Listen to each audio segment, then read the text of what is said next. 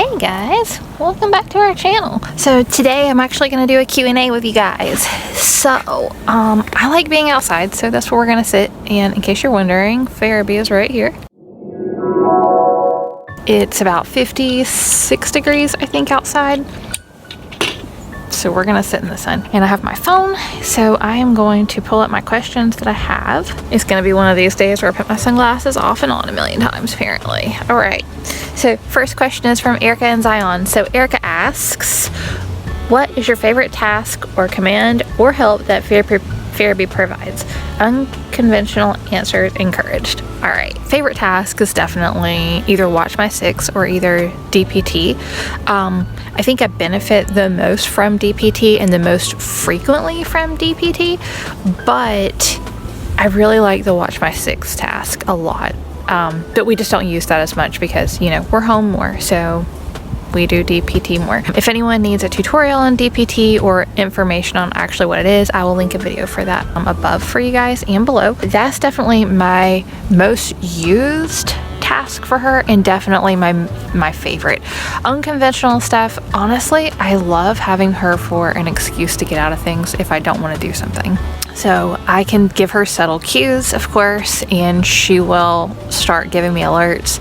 And so it helps me to get out of things if I want to end a conversation. And then this person messaged on Instagram, so I'm not sure if they wanted their name read or not, but it just says, I want to start using buttons with my dog. Do you have any advice, or are there things you would have done differently looking back? Yes.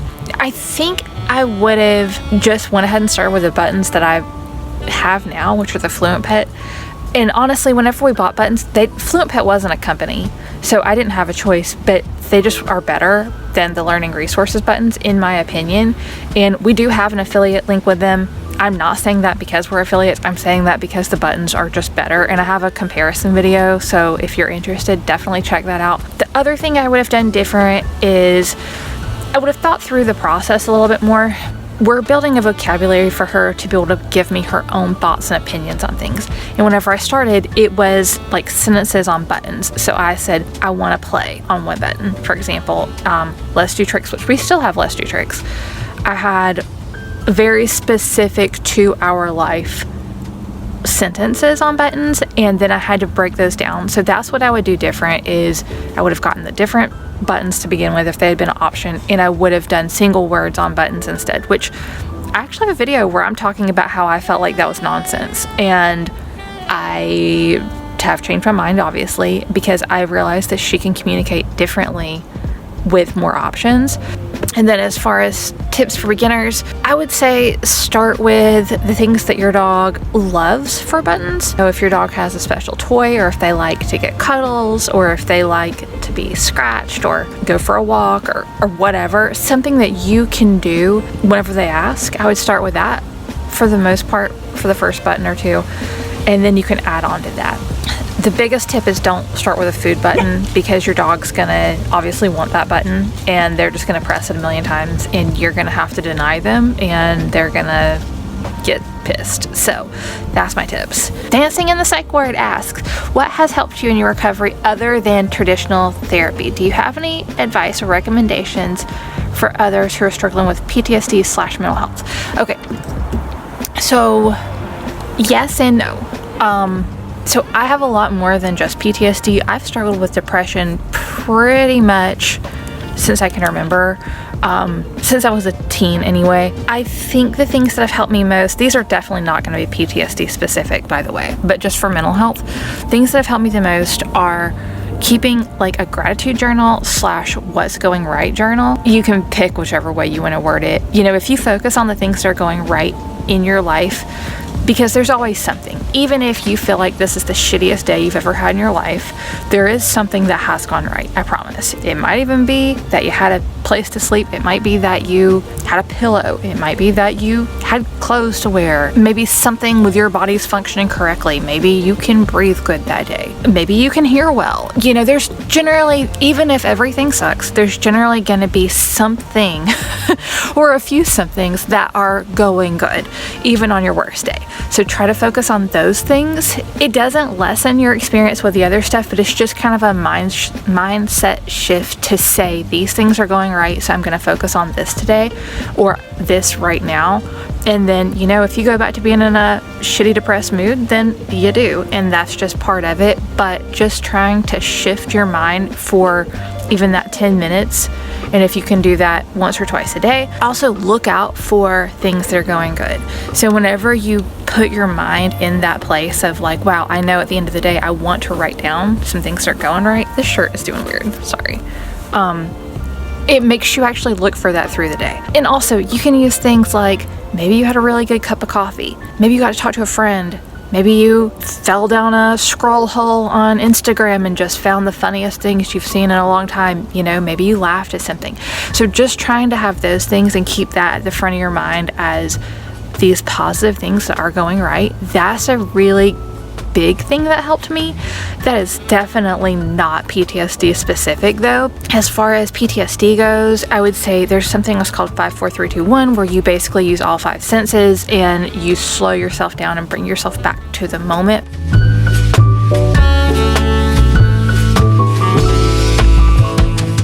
And it just kind of helps you to kind of get back to the here and now. For me personally, whenever I have a panic attack, a lot of times I want to get low and hide. So if I'm sitting there low hiding, I'm not going to necessarily think about like, let me think about 5, 4, 3, 2, 1 really quick. I mean, eventually I will, but that's not my immediate thought. That's really helpful though whenever you do, you know, think about it. I'm trying to think, is there anything else that's like super helpful? I'll say this too, cutting toxic people out of your life. So cutting people out of your life who you know are emotionally draining to you, and this can definitely be for any type of mental health stuff, PTSD, anything at all. People who suck and who, whenever you know you're going to see them, you have like a feeling of anxiety or, you know, just like this isn't what you want to do. It's okay to cut people out of your life. And I've had to do that with a few people in my life, and it's upsetting to get to that point where you think about, oh, I don't really want to do this, but like I know I need to. And you don't have to be so abrupt. You can never talk to people again. But I know with different relationships it's harder. Like family members, it's definitely harder because you kind of have to see them at some point. I'm not going to tell you what's right or wrong on this. I'm just going to tell you this has helped me to cut off people who were toxic and who every time I talked to them, if I said something, they would basically be rude about it. You know, if I said that I was having problems and struggling, it would be like, it was the person who called me. And I actually talked about that in my PTSD video. Also, people who you catch lying a lot, even though maybe they were friends for a really long time. Like I've cut off a few people that I've known for 20 years or more just within the last 2 years because of toxic traits that they had. And I thought about it really, really long before I did it. I didn't just immediately one day wake up and be like, I'm never going to talk to them again. I just put some distance there and create a little space to see how I felt, and then I felt good and I felt like it was the right move for me, so I did that. But just creating that space for yourself and giving yourself permission to say, I know this person's draining on me and I need to put myself first. I think giving yourself permission to do that is a huge, huge help for mental health stuff. Oh, and by the way, so I do have a mental health playlist that I'll link for you guys too if anyone hasn't seen my mental health stuff. So, and I actually have a mental health journal as well that I'll link. Haley Richmond, what's your best or worst encounter that you've had with somebody, and how old are you? Okay, so, and how old is Fairby? All right, so we're gonna start with the best or worst encounter. So honestly, most of my encounters are really good. We generally don't have bad encounters at all. So I would say my favorite encounters to have are honestly with like super like old people. For example, if we ever go to the grocery store and it's the day that the senior citizen bus has dropped, or I guess brought the senior citizens to shop, it's the sweetest day ever because all of them are just so sweet, and they don't try to talk to Fairby, but they're just like telling me how cute she is and how well behaved she is and stuff, but they don't want a long conversation. They're, you know, there to do their own thing, and they might make a comment and that's it. So those are my favorite encounters.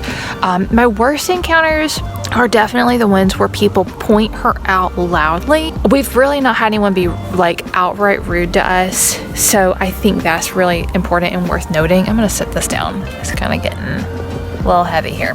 But yeah, I think the worst encounters to have for me personally are the ones where somebody's really, really loud, like, oh my god, there's a dog, did you see the dog? And they're yelling to their friend maybe like 2 aisles over or something. And then another bad encounter we've had recently was a woman kept inching her face closer to me to try to get my attention because I was ignoring her. And I was purposefully ignoring her because I was pretty much out of spoons and I needed to leave. I didn't have time mentally for that at the time. So those are kind of the best and the worst, and those really are the worst. We've not had anyone give us access issues.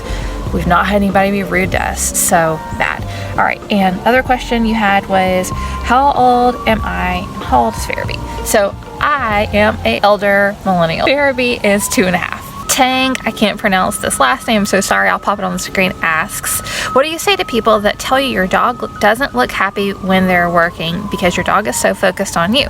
Also, when your dog is off duty playing with other dogs and you mention that your dog is a service dog and people tell you they can't be because they are social and friendly, how would you respond to those people?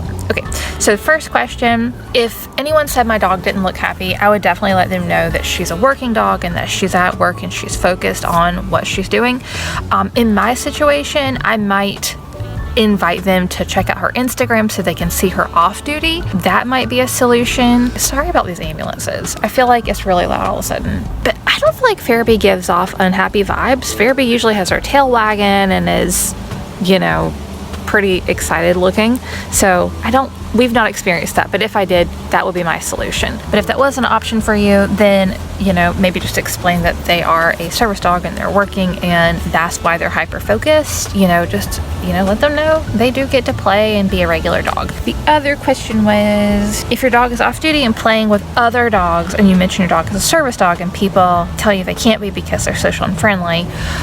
Okay, so for that one, Farabee doesn't play with dogs we don't know at all, so I've not encountered that. I have had people in my neighborhood. There's one woman in particular who's a total pain in the ass and she's rude, and her dog has tried to jump on my dog before, and she's called me out for Farabee not having a vest on while we're going for a walk.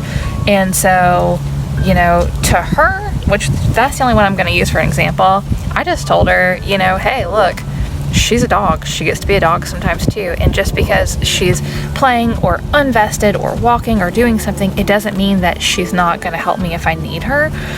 Service dogs get to be dogs and enjoy life too. So that's probably how I would handle that if somebody said that out somewhere. So I just got done filming that other part and I picked my phone up and there's more questions. So I'm going to answer a few more. All right. So what is your favorite Christmas song? I would definitely say the funny ones are my favorites, and not the dirty funny ones, because there's some that are not.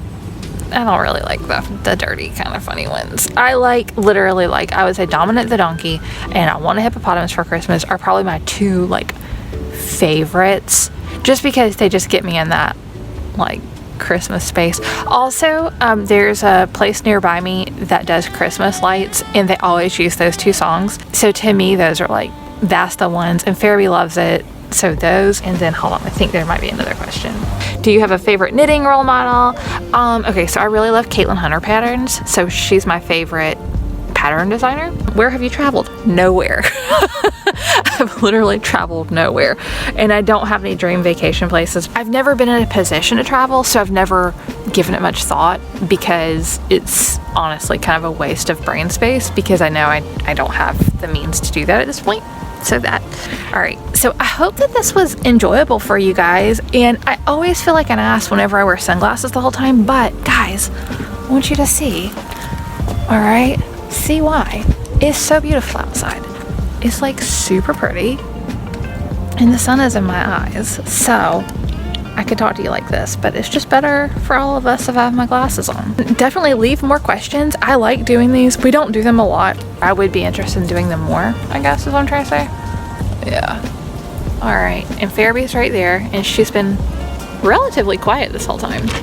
Thank you guys for watching, and I will actually link the mental health playlist here, and if I can remember, I'll link the talking dog playlist up here. So that way I think that's everything. Anything else I mentioned, I'll link below for you guys. So thanks for watching, and we'll see you soon. Bye guys.